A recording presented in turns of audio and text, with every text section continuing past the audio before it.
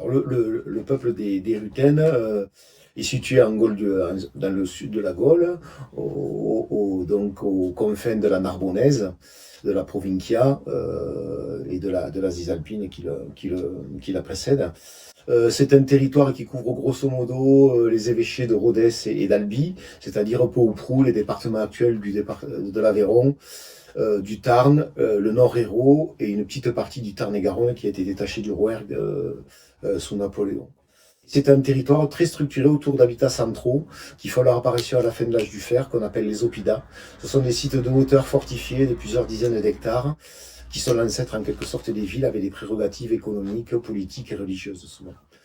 Le chef-lieu de cité de la cité des Rutènes, c'est Rodez, c'est Godunum, qui est une ville gauloise avant d'être une ville romaine.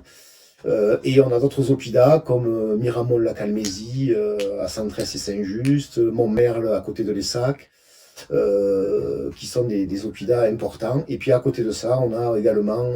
des habitats ou des habitats de plaine ouverts, comme la plaine de Millau, par exemple à Rodez, à Millau, où on a un très grand habitat sur plusieurs dizaines d'hectares également. Dans la plaine millavoise, un habitat ouvert qui là aussi est sur l'axe nord-sud qui relie la Méditerranée au Massif central et qui est d'ailleurs plus précoce que les autres oppidats du territoire rutéen qui commencent probablement dès 200 avant Jésus-Christ alors que les oppidats se mettent en place quelque part à partir de 150, 100 avant Jésus-Christ. Et c'est très structuré aussi autour d'autres, des mines notamment, qui sont très importantes pour l'économie des Rutènes et qui expliquent que le peuple des Rutènes a été un peuple très important du sud de la Gaule parce qu'il a des richesses minières importantes qui sont révélées notamment par les auteurs antiques, notamment Strabon, qui dit qu'il y a de l'argent chez les Rutènes ainsi que chez les Gabales. Et ces mines sont situées plutôt en périphérie du territoire, côté sud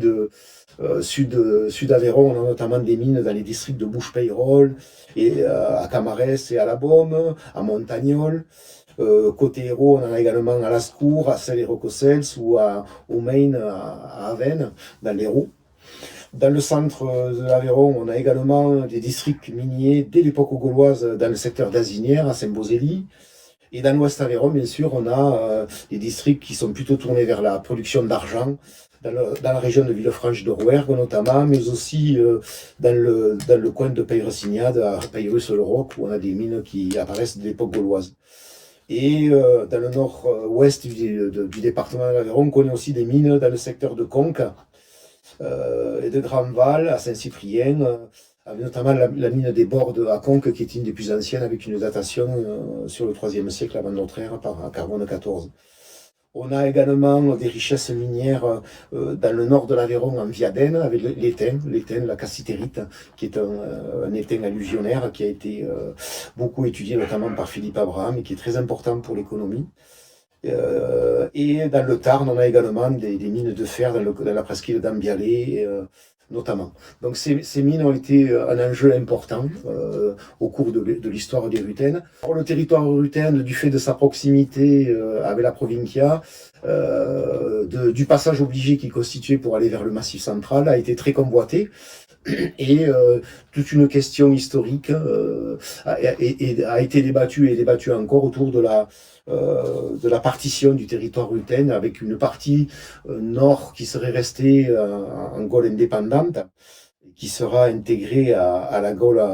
à la province d'Aquitaine au 1er siècle, et puis une partie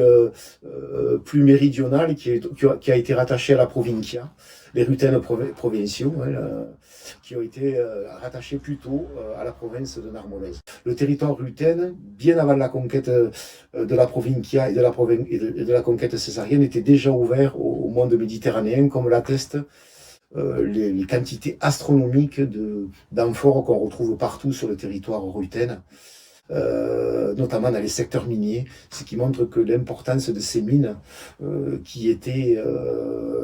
très importantes, notamment dans les échanges avec le bassin méditerranéen et notamment avec Rome, qui a toujours été en perpétuel besoin d'argent pour sa monnaie.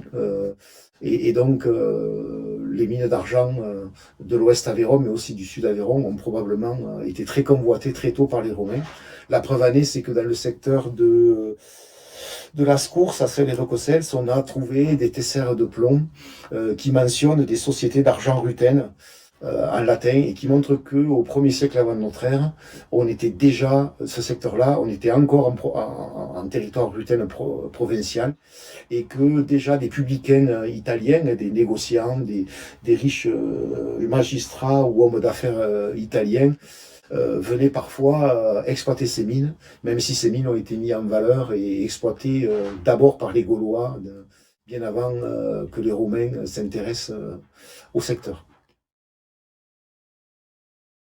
On voit très bien que l'émergence de la vallée de l'Aveyron est probablement liée à l'exploitation des mines, puisque la ville de Rodez, qui est une création gauloise, apparaît ex nihilo quelque part dans la seconde moitié ou vers 150 avant Jésus-Christ, dans la seconde moitié du second siècle avant notre ère. Et l'émergence de Rodez avec l'importance des céramiques d'importation à Rodez ne peut s'expliquer que par un commerce intense avec les richesses des territoires environnants. Et si on chemine dans le bout de la vallée, le reste de la vallée de l'Aveyron, on arrive dans le Villefranchois, et probablement que l'émergence de Rodez gauloise est liée à l'exploitation des mines d'argent dès l'époque gauloise et par la suite, et explique donc la richesse de Rodez et son émergence.